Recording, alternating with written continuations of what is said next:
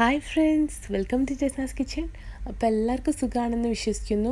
അപ്പോൾ ഞാനിന്ന് ചെയ്യാൻ പോകുന്നത് നമുക്ക് ചിക്കനൊന്നും ഇല്ലെങ്കിലും അതേ രുചിയിൽ തന്നെ നമുക്ക് പെട്ടെന്ന് ഉണ്ടാക്കാൻ പറ്റുന്ന ഒരു കറിയാണ് കേട്ടോ. അപ്പോൾ ഞാനിത് പൊട്ടാറ്റോ വെച്ചാണ് ചെയ്യുന്നത്.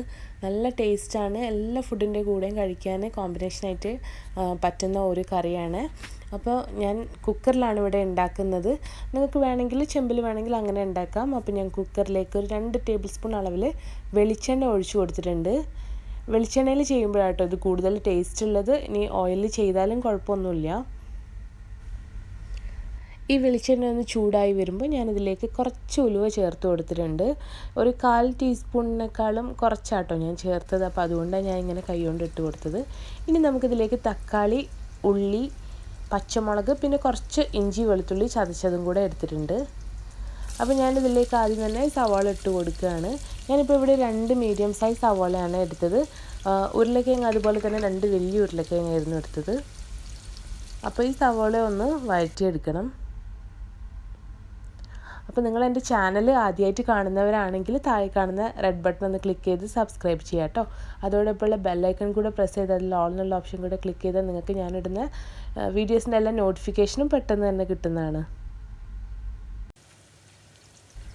ഈ സവാള ഒന്ന് വഴറ്റി എടുത്തിട്ടുണ്ട്. ഇനി ഇതിലേക്ക് ഞാൻ മുറിച്ച് വെച്ച് തക്കാളി ചേർത്ത് കൊടുക്കുകയാണ്. ഞാനിപ്പോൾ ഇവിടെ അത്യാവശ്യം വലിപ്പമുള്ളൊരു തക്കാളി ആട്ടോ എടുത്തത്. പിന്നെ ഇഞ്ചി വെളുത്തുള്ളി പേസ്റ്റ് അതൊരു ടീസ്പൂൺ അളവിൽ ചതച്ചെടുത്തതാണ്. ഇതിലേക്ക് ഞാൻ കുറച്ച് പച്ചമുളകും കൂടെ ചേർത്ത് കൊടുത്തിട്ടുണ്ട്.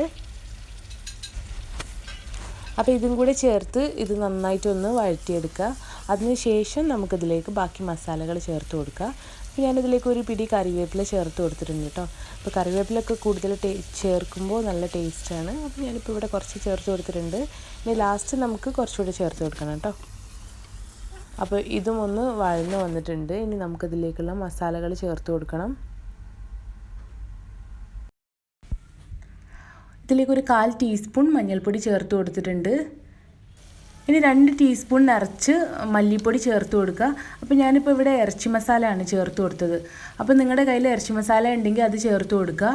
അല്ലെങ്കിൽ 1 ടീസ്പൂൺ മല്ലിപ്പൊടിയും അതുപോലെ തന്നെ ഒരു ടേബിൾ സ്പൂൺ ചിക്കൻ മസാലയായിട്ട് ചേർത്ത് കൊടുക്കുക കേട്ടോ.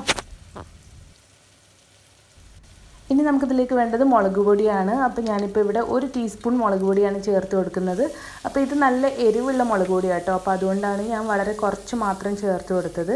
അപ്പോൾ കാശ്മീരി ചില്ലി ഉണ്ടെങ്കിൽ അത് ചേർത്ത് കൊടുക്കുക. അപ്പോൾ ഇതിന് കുറച്ചുകൂടെ കൂടുതലൊരു കളറ് കിട്ടും. അപ്പോൾ ഇതൊന്ന് നന്നായിട്ട് വഴറ്റിയെടുത്തിട്ടുണ്ട്. മസാലയുടെ പച്ചമണമൊക്കെ ഒന്ന് മാറി നമുക്കിതിലേക്ക് ഉരുളക്കിഴങ്ങ് ചേർത്ത് കൊടുക്കുക കേട്ടോ. അപ്പോൾ ഞാനൊരു 2 വലിയ ഉരുളക്കിഴങ്ങ് നേരത്തെ തന്നെ കട്ട് ചെയ്ത് അതൊന്ന് വെള്ളത്തിലിട്ട് വെച്ചതായിരുന്നു. അപ്പോഴും ഉരുളക്കിഴങ്ങ് ഉണ്ടാക്കുമ്പോൾ അതൊന്ന് കട്ട് ചെയ്ത ശേഷം വെള്ളത്തിലിട്ട് വെക്കുക. അപ്പോൾ അതിൻ്റെ സ്റ്റാർച്ചൊക്കെ ഉണ്ടെങ്കിൽ അത് ഇളകിപ്പോവും. അതിന് ശേഷം ഉണ്ടാക്കുക കേട്ടോ. അപ്പോൾ ഞാൻ ഈ ഉരുളക്കിഴങ്ങ് മുഴുവനായിട്ട് ഇതിലേക്ക് ചേർത്ത് കൊടുത്തിട്ടുണ്ട്. ഇനി നമുക്കിതിലേക്ക് വേണ്ടത് ഒരു സ്പെഷ്യൽ സാധനമാണ്. അത് ഓപ്ഷണലാണ്. നിങ്ങളുടെ കയ്യിൽ ഉണ്ടെങ്കിൽ ചേർത്ത് കൊടുക്കുക, ഇല്ലെങ്കിൽ ചേർത്ത് കൊടുക്കണം എന്നില്ല കേട്ടോ. ഞാൻ മാഗിയുടെ ക്യൂബാണ് ഇതിലേക്ക് ചേർത്ത് കൊടുക്കുന്നത്. അപ്പോൾ ഒരു പാക്കിൽ 2 ക്യൂബ് ഉണ്ടാവില്ല. അപ്പോൾ ഞാൻ ആ 2 ക്യൂബും ചേർത്ത് കൊടുക്കുന്നുണ്ട്. അതുകൊണ്ടാണ് ഞാൻ ഉപ്പ് ആദ്യം തന്നെ ചേർത്ത് കൊടുക്കാത്തത് കേട്ടോ. അപ്പോൾ ഈ 2 ക്യൂബും ചേർത്ത് കൊടുത്ത ശേഷം ഇത് നന്നായിട്ടൊന്ന് വഴറ്റി കൊടുക്കാം. ഈ പൊട്ടാറ്റോയിലേക്ക് വെള്ളം ചേർക്കുന്ന മുന്നേ തന്നെ ഈ മസാലയൊക്കെ ഒന്ന് നന്നായിട്ട് മിക്സ് ആവട്ടെ. ഇപ്പോൾ തന്നെ ഇതൊരു ചിക്കൻ കറിയുടെ ഒരു സ്മെല്ലൊക്കെ വരുന്നുണ്ട് കേട്ടോ. അപ്പോൾ ഇത് ഞാനിവിടെ രാവിലെ ചപ്പാത്തിയുടെ കൂടെയൊക്കെ ഉണ്ടാക്കാറ് അധികം. പിന്നെ നമുക്ക് ഗീ റൈസിൻ്റെ ചോറിൻ്റെ ഒക്കെ കൂടെ നല്ല ടേസ്റ്റ് ആയിരിക്കും കേട്ടോ. അപ്പോൾ നിങ്ങളും എന്തായാലും ഒന്ന് ഉണ്ടാക്കി നോക്കണേ. അപ്പോൾ ഇതൊന്ന് ഇതുപോലെ ഒന്ന് നല്ലപോലെ ഒന്ന് മിക്സ് ചെയ്ത് കൊടുക്കുക. അപ്പോഴേ ഈ പൊട്ടാറ്റോയിലേക്ക് ഈ മസാലകളൊക്കെ നന്നായിട്ടൊന്ന് പിടിക്കാൻ വേണ്ടിയാണ്. ഇനി ഞാനിതിലേക്ക് 1 കപ്പ് തേങ്ങാപ്പാൽ ചേർത്ത് കൊടുത്തിട്ടുണ്ട്. അപ്പോൾ നിങ്ങൾക്ക് കറി ഒരു ബ്രൗൺ കളറായിട്ട് ആ ഒരു കളറിൽ വേണമെന്നുണ്ടെങ്കിൽ, ഒരു റെഡ് കളറായിട്ട് ചിക്കൻ കറി കാണുമല്ലോ, അതേ ഒരു കളറിൽ വേണമെന്നുണ്ടെങ്കിൽ ഈ തേങ്ങാപ്പാൽ ഞാൻ ചേർത്തത് ഒരു 1/2 കപ്പ് ചേർത്ത് കൊടുത്താൽ മതി കേട്ടോ. ഞാനിപ്പോൾ 1 കപ്പ് ഇവിടെ ചേർത്ത് കൊടുത്തിട്ടുണ്ട്. അപ്പോൾ അതിന് പകരമായിട്ട് 1 കപ്പ് ചേർത്ത് കൊടുക്കുന്നതിന് പകരമായിട്ട് നിങ്ങൾ 1/2 കപ്പ് ചേർത്താൽ മതി. ഇനി അതെല്ലാം നിങ്ങളുടെ കയ്യിൽ തേങ്ങാപ്പാൽ ഇല്ലയെന്നുണ്ടെങ്കിൽ ചേർത്ത് കൊടുക്കേണ്ട ആവശ്യമില്ല. ഈ ഒരു ഭാഗം നിങ്ങൾക്ക് സ്കിപ്പ് ചെയ്യാവുന്നതാണ്. അപ്പോൾ ഞാനിപ്പോൾ മാഗിയുടെ തേങ്ങാപ്പാൽ തന്നെ ഒരു 2 ടേബിൾ സ്പൂണ് കലക്കി എടുത്ത് ഒഴിച്ചു കൊടുത്താൽ കേട്ടോ.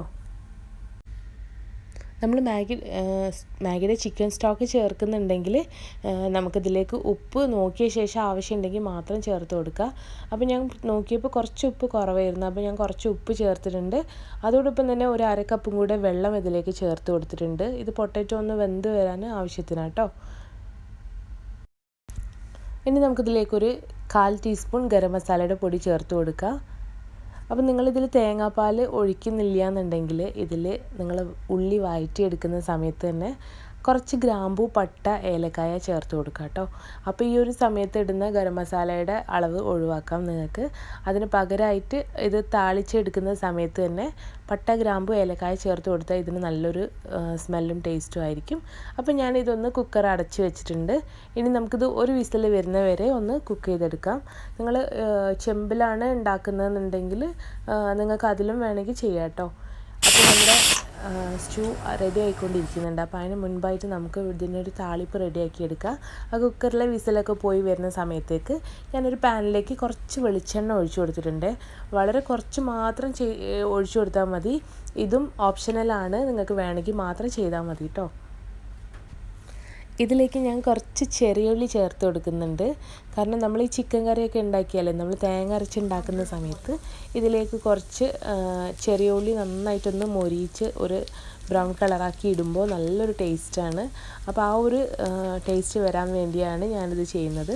അപ്പോൾ ഇതില്ലെങ്കിൽ ഒഴിവാക്കാം കേട്ടോ. നമ്മൾ കറി കുക്കായി വന്നപ്പോൾ തന്നെ നല്ല സ്മെല്ലൊക്കെ ഉണ്ടായിരുന്നു. അപ്പോൾ ഇതൊന്ന് വഴറ്റിയെടുത്തിട്ടുണ്ട്. ഇതിലേക്ക് ഞാൻ കുറച്ച് കറിവേപ്പിലയും കൂടെ ചേർത്ത് കൊടുത്തിട്ടുണ്ട് കേട്ടോ. ഇനി നമുക്ക് ഈ കുക്കറൊന്ന് തുറന്ന് നോക്കാം. അപ്പോൾ ഉരുളക്കിഴങ്ങും എല്ലാം നന്നായിട്ട് കുക്കായിട്ടുണ്ട് കേട്ടോ. ഇതിൽ കുറച്ച് ഉരുളക്കിഴങ്ങ് ഒന്ന് ഉടച്ചു കൊടുക്കുക കേട്ടോ. കാരണം ഫുള്ള് വലിയ വലിയ പീസായിട്ടിരിക്കുന്നതിലും കുറച്ചിങ്ങനെ ഉടഞ്ഞ് കിട്ടുമ്പോൾ ആ കറിയും നല്ലൊരു തിക്നെസ് ഉണ്ടാവും. അപ്പോൾ കുറച്ച് ഉരുളക്കിഴങ്ങ് ഞാനിതിലൊന്ന് ഉടച്ചു കൊടുക്കുന്നുണ്ട്. അപ്പോൾ ഈ കറി റെഡി ആയിട്ടുണ്ട്. ഇനി നമ്മൾ നേരത്തെ താളിച്ച് വെച്ച താളിപ്പും കൂടെ ചേർത്താൽ നമ്മുടെ കറി പെർഫെക്റ്റ് ഓക്കെ ആയിട്ടുണ്ടാവും കേട്ടോ. അപ്പോൾ ഇതെന്തായാലും ഒന്ന് ട്രൈ ചെയ്ത് നോക്കുക. ചപ്പാത്തിയുടെ ചോറിന് എന്തിൻ്റെ കൂടെ കഴിക്കാനും നല്ലൊരു കിടു കോമ്പിനേഷനാണ്. അപ്പോൾ ഇത് ഇപ്പം തന്നെ നല്ലൊരു ചിക്കൻ കറിയുടെ സ്മെല്ലാണ് ഇതിനുള്ളത്. അതേപോലെ തന്നെ ടേസ്റ്റും വരുന്നത്. അപ്പോൾ നിങ്ങളും ട്രൈ ചെയ്ത് നോക്കി നിങ്ങളുടെ ഫീഡ്ബാക്ക്സ് എന്നെ അറിയിക്കാൻ മറക്കരുത്. പിന്നെ എൻ്റെ സൗണ്ടിന് ചെറിയൊരു പ്രശ്നമുണ്ട് കേട്ടോ. അപ്പോൾ അതൊന്ന് ക്ഷമിക്കണേ. അതുപോലെ തന്നെ നിങ്ങൾക്ക് ഈ റെസിപ്പി ഇഷ്ടമായിട്ടുണ്ടെങ്കിൽ നിങ്ങളുടെ അഭിപ്രായങ്ങൾ കമൻ്റായിട്ട് കൊടുക്കാനും മറക്കരുത്. അപ്പോൾ പുതിയൊരു വീഡിയോ ആയിട്ട് ഞാൻ വീണ്ടും വരുന്നതാണ്. അതുവരേക്കും bye bye. Thank you for watching Jisna's kitchen.